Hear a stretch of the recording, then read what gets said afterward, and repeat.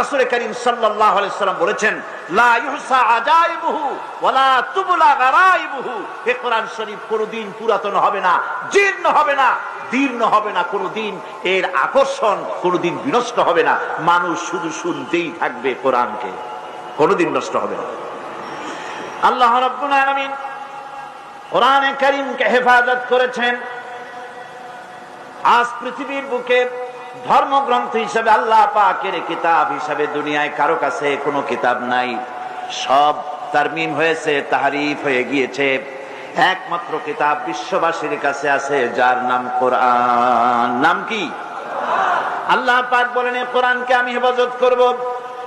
ইন্না নাহনু নাযালনা যিকরা ওয়া ইন্না লাহু লাহাফিজুন।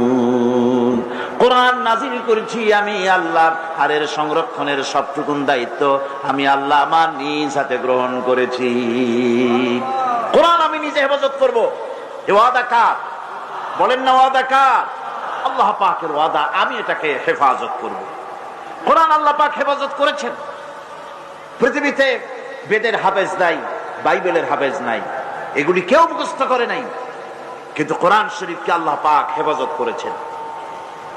কোরআনকে যদি প্রশ্ন করা হয় যে তুমি কোথা থেকে এসেছো, কোথায় তুমি ছিলে, কোরআনে কারীম বলছে, বালহু কুরআনুম মাজিদুন ফি লাওহিম মাহফুজ। বরং এই কিতাব, এই কোরআন শরীফকে আল্লাহ পাক লোহে মাহফুজে রেখেছেন। লোহ মাহফুজ কি?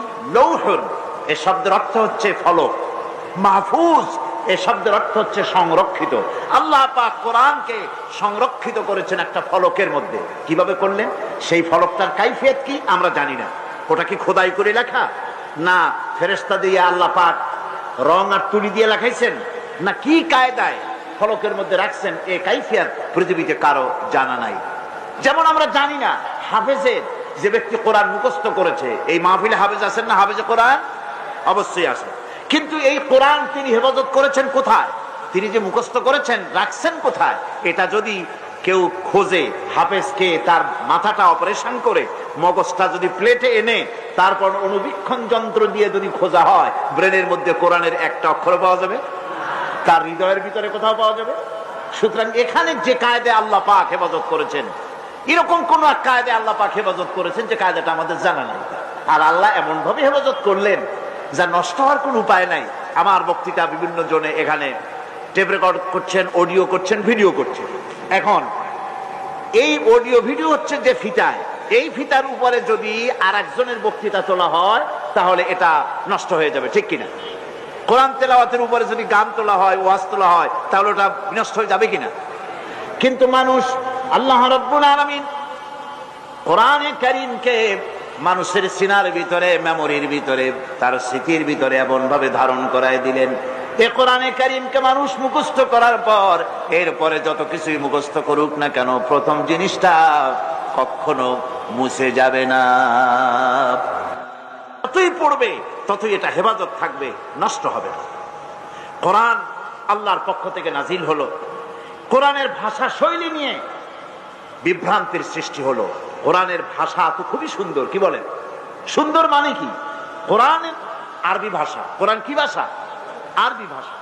দুনিয়ায় যত ভাষা আছে, এ ভাষার অনেক উৎকর্ষ হয়েছে, অনেক ভাষা বিলুপ্ত হয়েছে।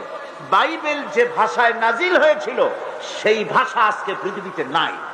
খ্রিস্টানদের কাছে জিজ্ঞেস করুন, বাইবেল নাজিল হয়েছিল কোন ভাষায়, সেই ভাষা আছে নাকি? এবং ওই ভাষায় লেখা একখানা ইনজিল গোটা পৃথিবীর খ্রিস্টানদের কাছে আছে নাকি? তারা জবাব দিক, নাই। সুতরাং বহু ভাষা পৃথিবী থেকে বিলুপ্ত হয়ে গিয়েছে। কোরআন এমন এক ভাষা, 1400 বছর আগে নাজিলকৃত এই আরবি ভাষায় কোরআন নাজিল হলো। ভাষার এত উৎকর্ষ সাধিত হলো, সাহিত্যের মান এত বাড়লো, কিন্তু কোরআনের রচনা শৈলী, এর শব্দ বিন্যাস, এর ছন্দ, এর সুন্দর করে বাকভঙ্গি পৃথিবীর সকল যুগের সাহিত্যকে ম্লান করে দিয়েছে, ম্লান করতে থাকবে কিয়ামত পর্যন্ত। বিভ্রান্তির সৃষ্টি হলো। লোকেরা ভাবলো মুহাম্মদ সাল্লাল্লাহু আলাইহি ওয়াসাল্লাম বোধহয় কবি হয়ে গেছেন, হয়তো তিনি পাগল হয়ে গেছেন, হয়তো তিনি গণক হয়ে গেছেন, নইলে এমন করে মিলিয়ে মিলিয়ে সাজিয়ে সাজিয়ে তিনি বলেন কি করে? আল্লাহ রাব্বুল আলামিন তার জবাব দিয়ে দিলেন। কোরআনে কারীম বলছে, ফাযাক্কির ফামা আনতা বিনি'মাতি রাব্বিকা বিকাহিনিন ওয়ালা মাজনুন।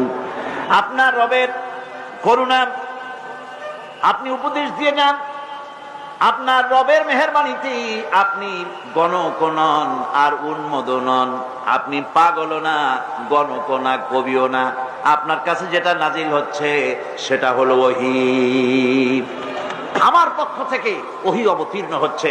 সুতরাং মানুষ বিভ্রান্তির মধ্যে যতই পড়ুক না কেন, কোরআনে কারীম তার নিজস্ব ভাবধারা নিয়ে পৃথিবীর মধ্যে টিকে থাকবে। এই পৃথিবীতে এমন একখানা বই নাই যে বই সম্পর্কে তার লেখক বলবে যে আমি একখানা বই লিখছি যাতে কোনো ভুল নাই।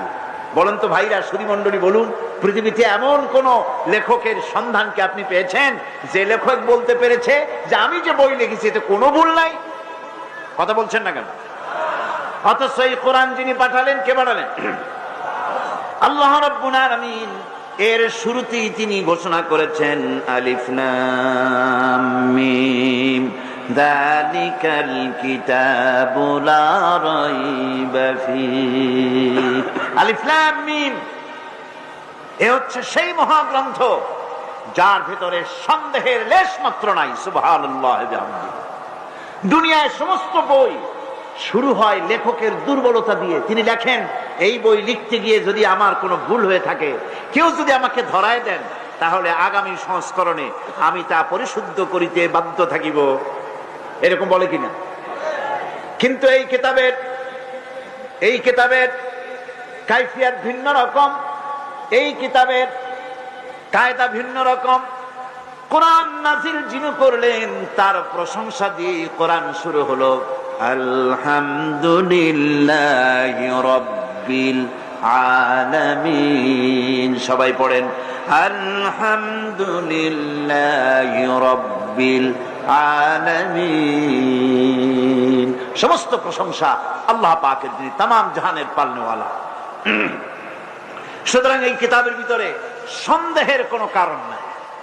পৃথিবীর মানুষকে আল্লাহ পাক চ্যালেঞ্জ করেছেন, যদি সন্দেহ হয়, ইন কুনতুম ফি রাইবিন মিম্মা নাযালনা আলা আবদিনা ফাআতু বিসূরাতিন মিন মিসলিহি। যদি সন্দেহ হয় আমার বান্দার উপরে যে কিতাব আমি অবতীর্ণ করেছি, যদি সন্দেহ হয় যেটা আমার বান্দার বানানো, তাহলে কোরআনের মতো করে সূরা বানায় আনো।